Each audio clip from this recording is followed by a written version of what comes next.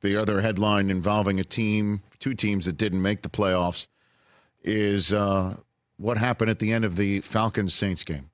And Arthur Smith's final public act as Falcons head coach was to air out Dennis Allen for a touchdown attempt that was successful at the end of the game that Allen did not call for. He wanted to take a knee, as Arthur Smith, clearly in the coaching profession, would expect to have happen.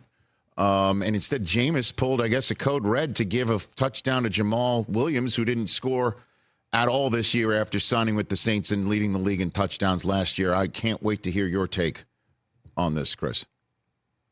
Well, nobody died, right? It's a football game. Yeah.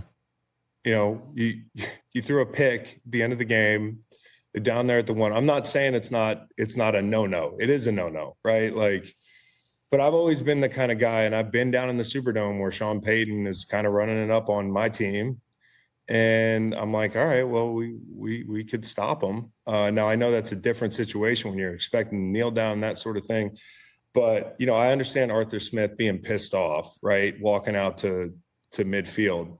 There's a lot going on for him. You just got embarrassed with your lifeline to the playoffs over the last two games, right? Like, you get outscored by what you got outscored by. That's the nail in your coffin. So I think he knows that. And for him, I understand why he's pissed. But then, like, once you hear the Jameis Winston part of it, which was the best soundbite of the weekend, like, Jameis Winston went to a class for like presidential public speaking, like put him at the White House podium. It doesn't matter what he says. Like, he just says it well, man. He's demonstrative. Yeah. He believes it. He's positive. Like his facial expressions. I could watch Jameis Winston talk all day, and that was the most hilarious interview. But when it comes down to it, is the players, right? So you can't be mad at Dennis Allen. But I would contend, though, although it's not Dennis Allen's fault, it kind of is, because I've been on a lot of teams, and I don't know too many that the guys would have been like, yeah, whatever coach is saying, we're not going to do that. Especially, and part of that's immaturity on Jameis's part a little bit, like, but this isn't a cardinal sin. Like, he got caught up in the moment. He's not thinking, what's this do to Dennis Allen, right? Those guys aren't thinking what's going to happen it's hate week at the end of the day still. Like, these teams hate each other. And so I think for Arthur, I understand him getting pissed off. I kind of wonder if it had something to do with how quickly Arthur Blank fired him. Like, Arthur Blank, first off, really patient, right? Like, last guy he fired this quickly was Jim Moore Jr., I think.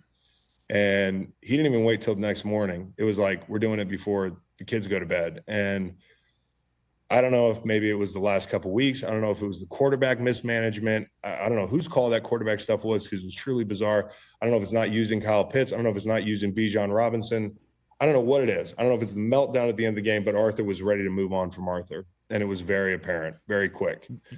Yeah, I know. It's I guess, more the Jameis thing. You know, I mean, coach says take a knee, and you're like, yeah, we all just, tribal counseled it, like on Survivor, and we just voted the coach off the island.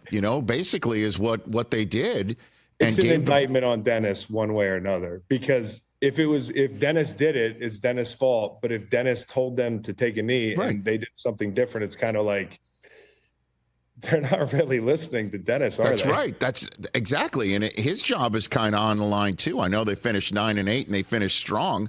He made made some decisions against the Rams on that Thursday night. That's the difference between them now being home and not, to be straight up, Chris.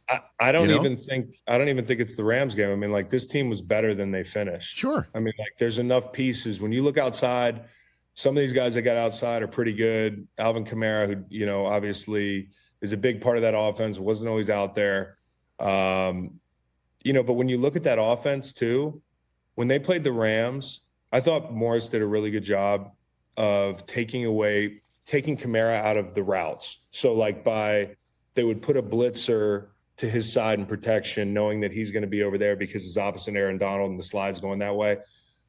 And they would occupy Alvin, and he was out on like 12% of routes. And you look at what that offense looks like without Alvin.